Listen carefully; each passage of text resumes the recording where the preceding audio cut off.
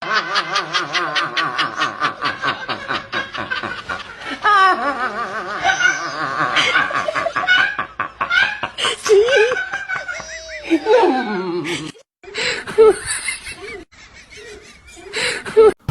itu Wapres mau ngapain datang ke sini? Mau ikut ngantri gas 3 kilo atau cuma mau nontonin orang ngantri beli gas? Kalau cuma nontonin doang, ngapain datang ke sini? Ngasih solusi dong, biar rakyat nggak susah lagi beli gas. Kalau datang cuma nontonin doang, gue juga bisa dong. Jadi Wapres, bila kerjaannya cuma pelangap-pelongo doang.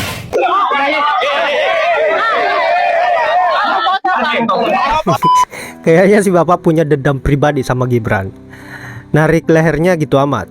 Hati-hati pak, jangan sampai lehernya putus. Siapa yang akan bagi-bagi susu kalau lehernya sudah putus? Nah, sahabat-sahabat, kemunculan Gibran atau Wapres ini lagi dan lagi menuai beragam komentar dari para netizen karena dianggap Gibran sebagai Wapres tidak mempunyai fungsi sama sekali. Bahkan kemunculannya hanya pelangap-pelongo memperhatikan orang yang membeli tabung gas LPG dan tidak memberikan solusi terkait dengan kekisruhan yang terjadi di tengah-tengah masyarakat mengenai persoalan kelangkaan gas LPG. Efek dari kebijakan konyol yang diterapkan oleh Bahlil. Adapun sepatah kata keluar dari mulutnya Gibran ini, dia hanya menyampaikan bahwa kalau ada apa-apa bilang. Saya kira tidurnya Gibran terlalu lama sehingga tidak tahu betapa ributnya rakyat Indonesia kemarin-kemarin, betapa ributnya para netizen kemarin-kemarin mengenai persoalan kekisruhan tabung gas ini. Dan itu bukan lagi bilang, tapi sudah teriak-teriak. Dan bahkan sudah ada juga yang menjadi korban jiwa. Aduh. Pantas jika para netizen tak pernah berhenti untuk memberikan ledekan-ledekan dan mengolok-olok Wapres ini karena konyol. Nah, sahabat-sahabat, untuk itu kita lanjut dulu bagaimana komentar-komentar para netizen mengenai persoalan kemunculan Wakil Presiden Republik Indonesia menyaksikan orang yang sedang membeli tabung gas LPG. Untuk itu langsung saja ke videonya.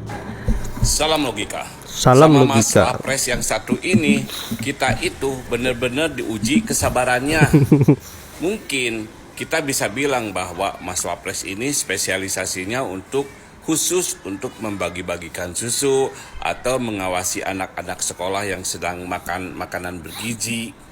Jadi jangan coba-coba suruh Mas Wapres memberikan sambutan atau memberikan pidato dalam suatu acara. Kita sudah tahu ya hasilnya ketika Mas Wapres pidato. Kalau nggak ngaco ya salah, nggak nyambung. Seperti kemarin ketika Mas Wapres menengok pangkalan LPG 3 kg di Pasar Manggis. Dia bilang, kalau ada apa-apa bilang. Gitu aja komennya. Kalau ada apa-apa bilang. Emang Mas Singkat, Wapres padat, ada apa-apa. tidak baca berita sudah terjadi apa-apa. Sudah banyak antrian masyarakat yang mengantri gas 3 kilo. Bahkan sampai ada nenek-nenek yang meninggoy. Terus Ketiduran kita harus Pak, bilang apa? makanya dia tidak tahu. Mas Wapres ini pantesan presiden lebih percaya sama adiknya ketimbang Wapresnya sendiri. Setelah ribut-ribut soal gas LPG Bang yang kemudian Alipur membuat Rahman. masyarakat jadi antri sangat-sangat panjang sekali, sampai kemudian ada yang meninggal dunia gara-gara kecapean nyari gas LPG kemana-mana dan antri harus sangat panjang sekali, ada yang sampai hujan-hujanan dan sebagainya. Dan setelah itu kemudian aturannya dibatalkan dan kemudian diakui bahwa aturan bahwa LPG hanya boleh dijual di pangkalan itu bukan perintah atau program dari Presiden Prabowo. Dan setelah semua ribut-ribut ini kemudian dibatalkanlah aturan tersebut. Dan setelah gas LPG kemudian juga kembali bisa dijual di warung-warung kecil dan di pedagang eceran, tiba-tiba hari ini Gibran melakukan belusukan. Setelah ribut-ribut di media gitu ya, setelah banyak orang murka, marah sekali dengan gas LPG yang diatur hanya boleh dijual di pangkalan, tiba-tiba Gibran datang untuk melihat orang lagi beli gas LPG. Dan yang paling fatal menurut saya dari belusukan atau tindakan Gibran untuk melihat, meninjau penjualan gas LPG ini, ternyata warga tuh kayak nggak peduli. kayak udah gitu, ada Gibran ya udahlah. kayak orang biasa aja gitu, bahwa ada 1 orang 2 orang menyapa, iya, tapi mayoritasnya nggak peduli gitu. Mereka hanya peduli fokus untuk membeli gas LPG. Bahkan sampai ada Pak Haji itu kayak nyelonong aja depan Gibran, kayak siapa sih ini? Itu kayaknya pendukung Anies tuh. Dan Gibran dalam video tersebut itu benar-benar kasihan sekali gitu ya. Dia kayak mematung aja tuh. Dia mau ngapain ya? Cuma ngeliat orang jualan LPG, ngeliat orang beli, ngeliat orang nunggu di depan dia, dan ya nggak dipedulikan sama warga gitu. Dan dari sidak atau kunjungan atau belusukan yang dilakukan oleh Gibran, itu ternyata hanya menghasilkan satu berita, satu kalimat atau satu ucapan di mana Gibran bilang, kalau ada apa-apa bilang ya. Habis itu nggak ada gitu, nggak ada beritanya lagi. Dan hanya itu yang bisa diucapkan sama Gibran gitu. Kelihatan sekali dari video yang beredar itu, nampak Gibran itu sangat-sangat kebingungan. Dia nggak tahu mau ngapain gitu. Dia merasa dirinya wakil presiden gitu ya, punya kekuasaan, berkuasa, dikawal sama banyak orang. Tapi dia juga kayak nggak tahu mau ngapain. Ya, menurut saya sih hampir nggak ada peran ya. Jadi waktu awal itu dia mengambil sendiri peran itu. Tapi kan sebenarnya kelihatannya sih nggak ada penugasan dari Pak Prabowo. Maksud saya penugasan tuh gini, memang sih Wapres itu kan sebenarnya dia kalau dikatakan ban serep ada benarnya. Tapi di beberapa pemerintahan yang lalu bagus tuh dikasih wewenang tertentu tuh Wapres. Nah yang sekarang ini Pak Prabowo nggak ngasih wewenang apapun ke Gibran. Waktu ada lapor Wapres itu kan waktu Pak Prabowo ke luar negeri kan. Yeah. Dan sebenarnya itu kacau juga tuh program. Ternyata nggak ada follow up, nggak ada apa-apa. PHP aja sebenarnya. Yang lebih sering bawa-bawa susu kan? Iya. Betul. Iya. Terus kayak sekolah-sekolah ya kan. Ya dari bawa komik. Bener ya, dari bawa komik ya. Ini bawa susu kali ini nih. Salah satu kebohongan anak presiden yang menurut saya menarik adalah ketika pernyataan dari Mas Gibran yang mengatakan segala program adalah program presiden. Nah, presiden yang mana belum tahu kita. Tapi yang dia launching adalah lapor wakil presiden. Jadi jangan-jangan di balik itu dia sibuk mempersiapkan kampanye menuju 2029. Kalau dia sedang mempersiapkan itu, yang menderita bukan hanya Bang Deddy Sitorus, kita semua juga ikut menderita.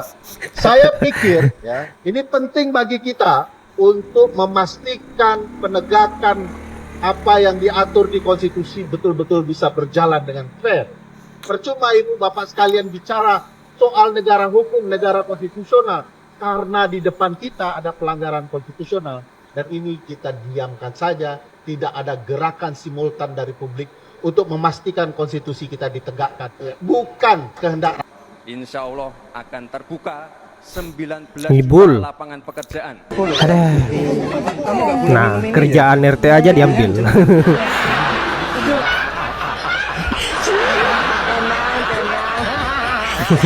Gitu.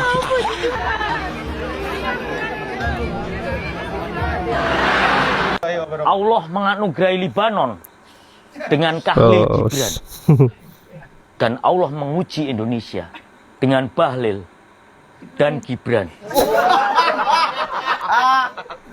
Yap, saya kira itulah komentar terkait dengan Fufu Fafa atau Wapres, dimana lagi dan lagi memanfaatkan situasi yang ada pasca kekisruhan terjadi mengenai persoalan tabung gas LPG. Mas Wapres ini langsung tancap gas untuk belusukan di tengah-tengah masyarakat dan menonton aktivitas warga yang sedang membeli tabung gas. Saya kira ini adalah suatu hal yang konyol yang dilakukan oleh Wapresnya kalian. Aduh, ya Allah. Kalau ada apa-apa bilang, hanya itu yang keluar dari mulutnya. Kemudian setelah itu menghilang. Aduh, kelamaan tidur sehingga tidak tahu bagaimana ributnya kemarin-kemarin mengenai persoalan tabung gas ini. Nah, begitu dia datang bangkit dari tidurnya, seolah bahwa kejadiannya baru sekarang, sehingga rakyat disuruh untuk melapor jika ada permasalahan-permasalahan. Padahal permasalahan-permasalahan ini sudah berlalu. Sekarang sudah tentram karena apa yang menjadi kebijakannya Bahlil dibatalkan oleh Pak Prabowo. Aduh. Nah, sahabat-sahabat, saya kira hanya itu. Terima kasih sudah menyempatkan diri untuk menonton, dan semoga apa yang saya bisa bermanfaat. Saya akhiri dengan ucapan wallahul muwaffiq ila aqwamit thoriq. Assalamualaikum warahmatullahi wabarakatuh.